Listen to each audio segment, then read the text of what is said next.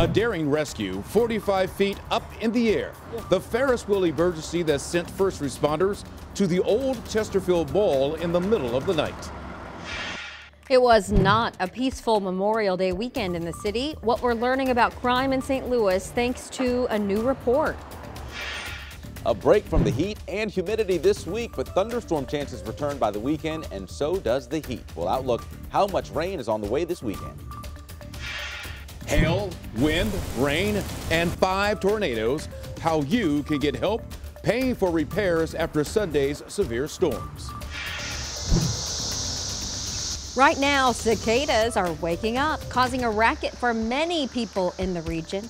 Why there are so many cicadas everywhere but St. Louis City. This is Today in St. Louis, focused on you. I'm just going to say it. We can do without that video we just saw. Creepy crawling. Good morning, everybody. It is Tuesday, May the 28th. I'm Rennie Knott. And I'm Michelle Lee. Thanks for joining us, including those of you who might be catching us on 5+. You know, a lot of people are cleaning up after storm damage over the last couple of days. The good news, Anthony, has been telling us that we are getting a break, so to speak. Yes. Nice out there right now, actually. Beautiful. Oh my gosh. This is one of those stretches of weather where you are going to be able to enjoy day in and day out all the way through Friday, and then rain chances start to return by then. And so does the humidity. But look at this bright blue sky over Forest Park. I mean, that looks unreal. That is our reality here on this Tuesday, waking up with very comfortable conditions. Looks good, feels good. 55 out the door in Warrenton, same in Sullivan, 59 in Chesterfield, Alton there as well, 62 in Scott Air Force Base. And I wouldn't be surprised to see some 40s on the map tomorrow morning, even Thursday morning. So we do take a break from the heat and humidity.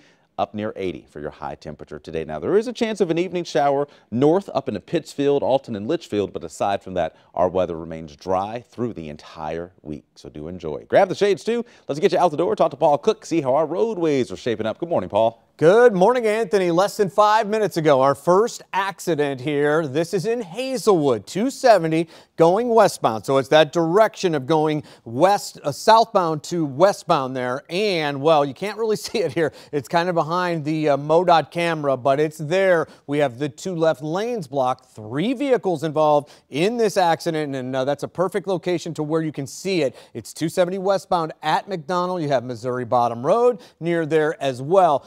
Not causing a huge delay yet, but that is going to happen. Also, just remember as you're headed out, you do have construction back on again here after the holiday weekend and some lights that are out. We'll have another take of traffic coming your way, and we'll talk more about that accident in Hazelwood. Rennie?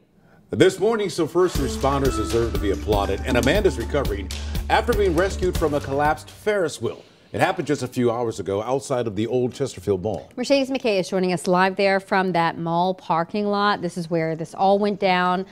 She has the details of what happened. Mercedes, this is really incredible. And the fact that it happened overnight as they were taking it down is also pretty tremendous.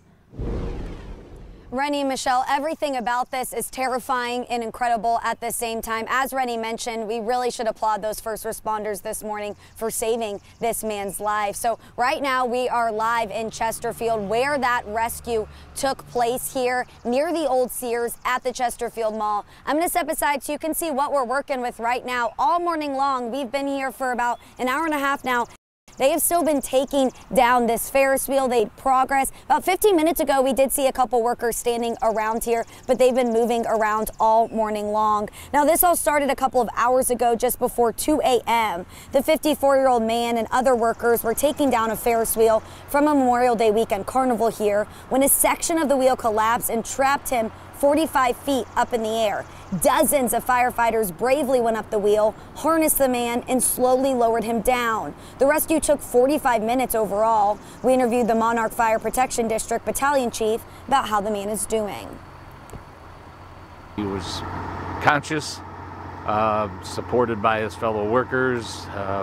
We used the ladder truck to get access to him and then do a lift system to remove him down to ground level. The chief did tell us that the man was in incredible pain, especially on his back, but he was conscious when they took him down, and he was obviously overwhelmed. We do know right now that he's being treated at a local hospital. Coming up in our next half hour, I'll tell you what we know about this carnival that they were taking down. Live in Chesterfield, Mercedes McKay, 5 on your side. All right, thanks so much, Mercedes. Incredible there. This morning, 3 people are recovering after being hurt in a North St. Louis neighborhood. Our Diamond Palmer joins us now live. She's in downtown with the latest on the violence as the city releases a brand new crime report. Diamond? Well, Rennie and Michelle, I'm live here at police headquarters, and detectives are inside this morning working hard to find answers about the shootings that happened over the weekend, including just one last night on this holiday weekend in North St. Louis that injured 2 people and wounded another one. We're going to pull up a map for you on your screen so you can see where all of this happened. It happened on Terra Lane. That's a 37-year-old woman who was shot in the arm, a 37-year-old man shot in the leg, and a 40-year-old that was grazed in the hand. All of them are expected to survive, but that shooting is the latest from a violent Memorial Day weekend. Although Friday was quiet, on Saturday there was a shooting on Glasgow Avenue where 15 and 17-year-old were shot. Both are in critical condition. Another shooting happened at the intersection of Riverview and North Point where a 41-year-old man was shot. And then on Sunday, a 20-year-old was killed and 2 others wounded on North 15th Street in the downtown West neighborhood. And then later on that same day, a man was shot and killed on 13th and Washington. Now, after this weekend's violence, the city is up to its 72nd homicide this year. That's all according to data that we track here at 5 on your side. But compared to last year, homicides are down according to the city's Office of Violence Prevention. Less than 1 week ago, that office released its first ever report showing a 21% reduction in homicides compared to 2022. There's also a 50% drop in children being shot. But coming up in the next half hour, we'll talk about what resources are available for children this summer. Reporting live here at St. Louis Police Headquarters, Diamond Palmer, 5 on your side. Thanks so much, Diamond. All right, the time now is 6:07, and we are taking a live look over the city of Arnold. This is, of course, in Jefferson County. It is a city that is looking to grow, and according to our partners at The Leader, on August 6th, voters will decide if Arnold can annex property that runs along Old Lee May Ferry and Vogel Roads just southwest of the current city limits. You can see the map right there. That is nearly 100 acres. City leaders say they want the land because it's undeveloped. A public meeting on the annexation is set for July 18th at 7 o'clock at Arnold City Hall. All right, the final few days for the kiddos at the bus stop this morning. Temperatures are comfortable. It's cool. We're near 60. We'll have a sunny day today. Highs up near 80 degrees. Right now, you may be dealing with some damage from tornadoes, hail, and flooding. How Missourians and Illinoisans can get help paying for repairs today. Former President Donald Trump back in court today. What to expect as the case comes to a close.